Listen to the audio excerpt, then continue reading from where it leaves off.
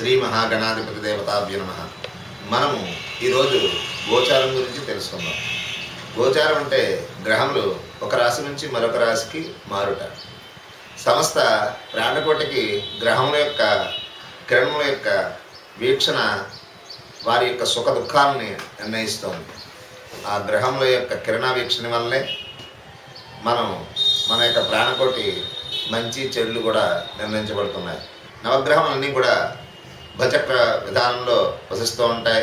ఆ భచక్రముని 12 భాగము చేయగా 12 రాశులై, ఆ 12 రాశులు కూడా మేషము, వృషభము, మిథునము, కర్కాటకము, సింహము, కన్య, మీనము ఈ విధంగా ఉన్నాయి. అదేవిధంగా ఆ 12 రాశులే 12 లగ్నములుగా కూడా వసిస్తున్నాయి. ఆకాశంలో అనేక నక్షత్రములు ఉన్నప్పటికీ వాటిలో మనం 28 నక్షత్రాలే తీసుకున్నాం. అవి అశ్విని నుంచి రేవతి వరకు తీసుకున్నాం. ఒక్కొక్క నక్షత్రానికి 4 పాదాలు వేసుకున్నాం. అదేవిధంగా ఒక్కొక్క రాశికి 9 పాదాలు వర్తింపజేస్తున్నాం.